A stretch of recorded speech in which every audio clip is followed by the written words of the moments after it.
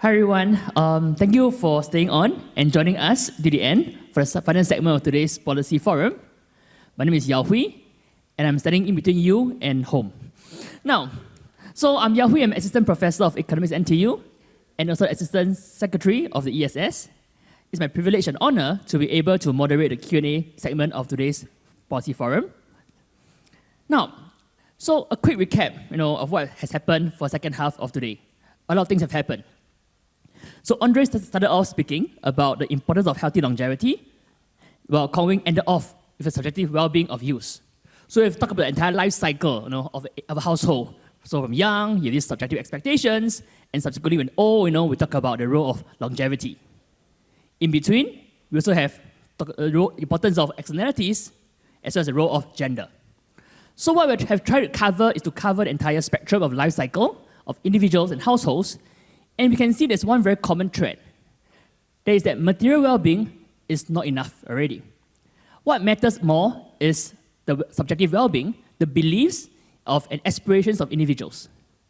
And this actually ties in nicely with what DPM Wong has said recently at the launch of this Forward Singapore Festival. He said that Singaporeans today, I quote, no longer talk so much about the 5 Cs. And it's also clear that Singapore dream is more than just material success. It's about fulfillment, meaning, and purpose in what we do.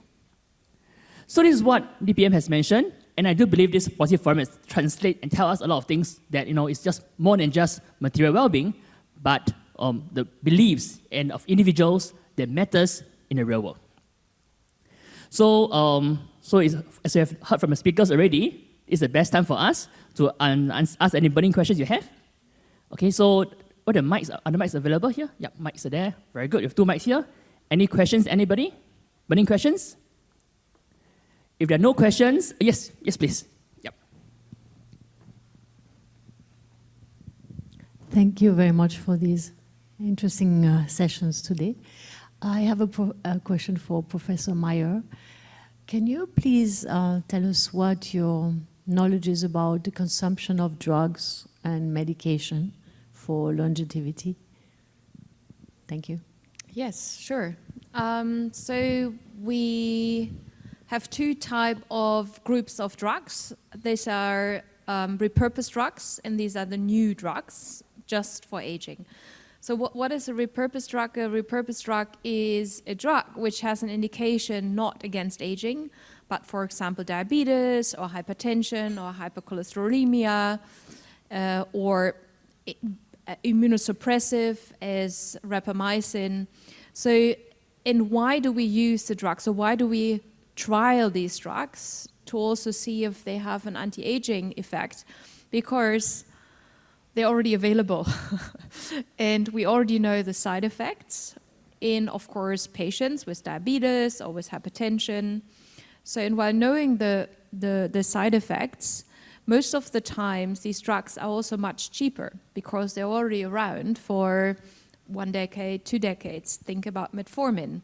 It was introduced in the 90s, and we know which kind of side effects they have, and now it's being trialed in a phase 4 trial against aging, which is a TAME study in the US at this moment in time. So we have roughly 20 to 30 repurposed drugs. If you ask me, I think these are 30. If you ask your colleagues, it's 20, so roughly 20 to 30, which are now in trials, and we are repurposing them. On the other hand side, you have other drugs which are really targeting aging processes, which we're also going to trial very soon at NUS in our trial center, which are really specific to individuals with one certain aging sort of disease to fix that. But we also have supplements, and I already talked, I think, too much about it, so be careful which supplements you use. The positive thing of supplements are that most of the times they are much cheaper compared to drugs, but on the other hand side, they're also not well regulated, and I think I showed that during the presentation, that might be a side effect. And also supplements, nutraceuticals can have side effects too, because if they work, normally you have a side effect. Is that answering your question? No. Okay. Sorry, partially. Maybe I wasn't clear enough. No, my question is also related to, the consumption of drugs for children or young adults, or like maybe the overconsumption of medication, antibiotics, and these types of drugs during one's lifetime. How do you see the effect? And what are your recommendations for young people in this respect in terms of Western medicine? Yeah, so there's nothing, thanks for that question. There's nothing wrong with drugs. So if you need it, you have a clear indication, take the drug. However, do not take, for example, antibiotics if you don't need it, because you will only really engage with antimicrobial resistance. So it's not good for you. So there's nothing wrong. I think we have a really powerful conventional medicine arena. We should be super proud of it. So medicine is great, because without the medicine, let's see, the age is quite low at the moment here in the room, but I think 20 or 30% of us would not be in the room because we would be dead. Yes, because our life expectancy went up from 50 years now to 84.3 years in Singapore. Great. And this is not only because of better hygiene and education, etc., but especially because we are not going to die because of diabetes anymore, because we have insulin. Yes? And we do not die because of a stroke, because now we regulate our blood pressure. So it's here, or we are here, because of modern medicine. So let's take all the drugs, but take them differently, and maybe different drugs much, much earlier to be healthier for longer. Any other questions from the floor? From medicine? Anyone else? Any questions, comments, anybody? Yes, please. Yeah. Yeah, can we? Thank you, all of you, for very interesting talks. Dr. Chua, I wanted to ask you, because you showed the skills that you looked at from the World Economic Forum from 2020, and what is required and what is being focused on. But AI has hit the scene. So, and I saw analytical thinking very prominently featured, but we're now talking about critical thinking. So perhaps for all of the lecturers here, with AI now being part of life and embraced actually by academia here in Singapore, any changes in the skill set for the preparedness of our students for life in the curriculums that you drive?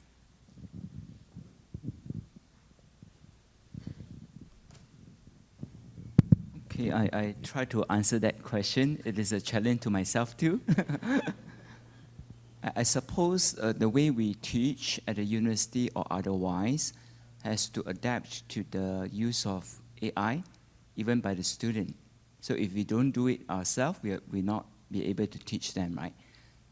Meaning that the quality of teaching or the level of teaching will be higher than the ordinary, like, collection of data, how to group them by AI. I heard even coding can be done by AI. So therefore, one way at SMU, since I'm from SMU, must promote SMU too. We do talk about how to incorporate that. Like you ask the student to use AI to do literature review, or to have some comment about some questions, and then ask the student, okay, these are the results. Anything wrong about that? So they are above the AI. So I think that's important. Yeah. So this is technological disruption. Some of the jobs can be replaced soon. Even graphic designer, I think. The AI can draw very nice pictures too. Having a database of many different pictures. The other worry is that the AI may collect data from the internet, so the internet may be full of true news, fake news, and so on. So when we have a larger proportion of fake news or misinformation, so the conclusion or the prediction maybe based on this wrong set of information. Once I talked to the vice provost, there's some discussion about grouping information together, reliable information, and let the AI try to generate something out of this reliable information set. So that may be some of the university can start doing. Yeah, thank you. Thank you very much. So you've talked about SMU, so does SCSS want to say anything? Or NTU want to say anything too? Or NUS? We have across the whole board today. Okay. Yeah, in terms of training students, preparing them for the world of AI, I think one of the things that we just had quite recently was that we had this little competition within the staff where we write assessments that AI can't answer. So we had to write, and I think in that way, students cannot depend on AI. It also helps them to, it also trains them to think critically, right? So I think this is an initiative that I thought was quite innovative, and it encourages critical thinking. It also trains us as educators, right? How to set assessments that that really assesses the students rather than ask them to regurgitate, to memorize. So yeah, I think that is one of the ways. Yeah. Thank you. Anything to add? No. Okay. Okay, now, any more questions then? Let's move on to the next question then. Does that answer your question? Yep. Okay, yeah. Any more questions from the floor? Comments, anybody? Burning questions, comments? Okay, now I have my own set of questions, as a good moderator should have. Okay, now, so let me go on to Aksha first. So you talk about the role of gender in India. Okay, so bringing it back to Singapore. So how does it translate, how does gender equality or inequality actually plays a role and impact, influence the policies in Singapore here? Yeah. So what are your thoughts on that? Thanks for that question. Actually, we don't have data, or I don't have data on the gender inequality in Singapore. But I would love to study that. If we can study whether changing the principal's gender or the school principals, whether that makes an effect, that's a good topic to study. I think if MOE could collaborate, that we would love to study that. But what I could say is that it has been shown, like from international evidence, that girls who study in girls-only schools tend to do better than girls who study in co-educational schools, because every opportunity gets divided amongst males and females. There's always one head boy and one head girl, or one prefect, male prefect, one female prefect. The question about motivation, as they were asking, if when they say in a girls' school, all girls see that I can achieve everything. There are no positions that are not open to me, whereas in co-educational schools, girls see that, okay, certain positions are open to me, certain positions are open to boys only, or they would see boys being favored. Girls who do better in co-educational schools are motivated. They would do better in girls' schools as well. So I think if we have girls in girls-only schools, maths and STEM results go up. What I've observed in my own classes in economics and NTU, from talking to students, I have double-degree students who come from engineering, and they do mention that if they are in STEM fields, if the girls are in STEM fields rather than in the humanities or social sciences fields, they do feel discriminated against. So it's a fact. Even in Singapore, we are a very equal society, but we do feel there is discrimination amongst the students that they feel, so it does happen. Thank you very much. Okay. Any questions to follow up from the floor? Anyone would like to say anything passionate about? Okay, so I do have more questions prepared, of course. Now, so one question I have, and I was thinking about, is because we're all mainly economists here, and economists care about scarce resources and how to allocate scarce resources. So in all your presentations, right, we've talked about the future, about longevity, we talk about gender, we've talked about externalities and the youth, in fact. So it's a wide spectrum. But how do we then actually allocate scarce resources, given competing constraints in that sense? So for example, of course, medicine is good, but how do we then actually allocate scarce resources so that we can age in place, and how do we allocate scarce resources so that young actually know that this is what they want to aspire to? So the aspirations of individuals, the beliefs of individuals are very important, but as economists, as a social planner, how do we actually plan in that sense? Yeah. I think it's as you would treat your own money. So there is a short-term investment and there's a long-term investment. So you have to make sure that the society at the moment is treated well. But I think the strength of Singapore is with regards to the long-term choices, because there is a vision and there is a mission. And therewith, there is also, at least what I see, there is an investment in health and preventative health, which is very, very different from other countries. So the short-term investment in health is always, think about 5 years' time, leave alone a coronavirus outbreak. But normally it's 5 years' time, it's a short-term cycle. The longer term is really 20, 30 years' time. And what I see in Singapore is of the resources that they are, of course, resources are always limited, and this is great because otherwise there would be no innovation. I think having not a plenty of resources makes us eager for innovation. What I see here is that there's communication, for example, with architecture, with other social structures, to really build an environment of a healthy living. And we had the example of a blue zone.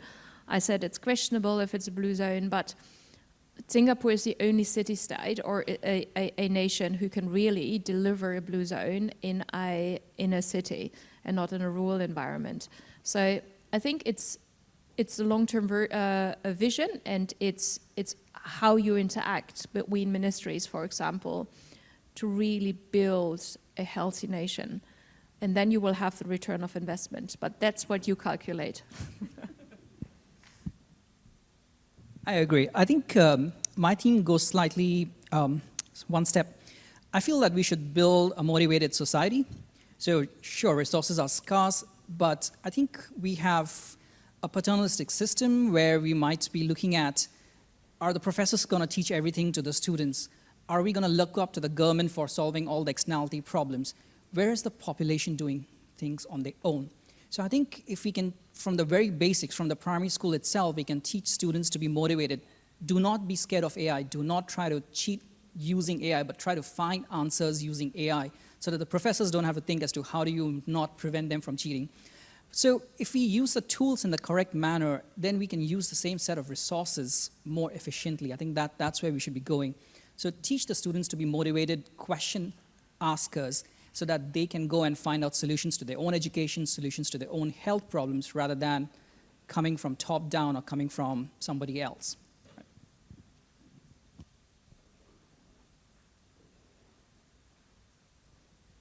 Actually, I'm not very sure about what Yahui was asking, right, about scarce resources allocation.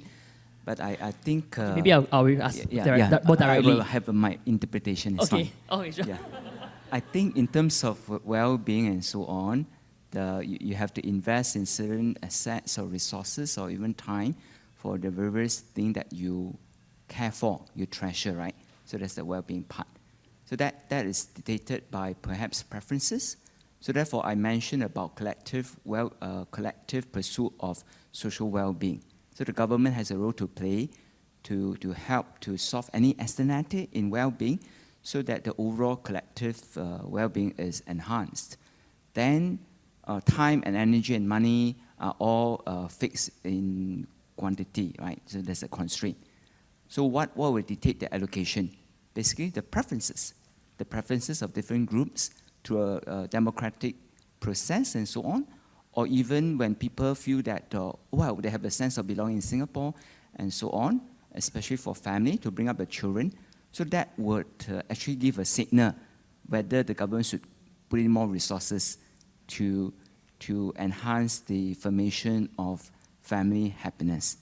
And one thing to check would be migration. When there are people willing to come to Singapore, become Singapore citizens and so on, to settle down in Singapore, to have the children grown up in Singapore, that is good. So we should be open to people joining Singapore. That's my stand. Thank you.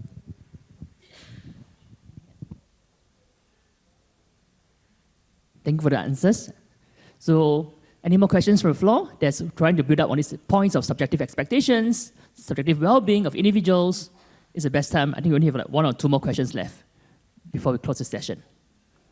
Does anyone wants to add on to a points? Comments? Anybody? May Yes. I ask? Oh, sorry. Okay, sure. Go. Okay, please go ahead first. It's okay. Yeah.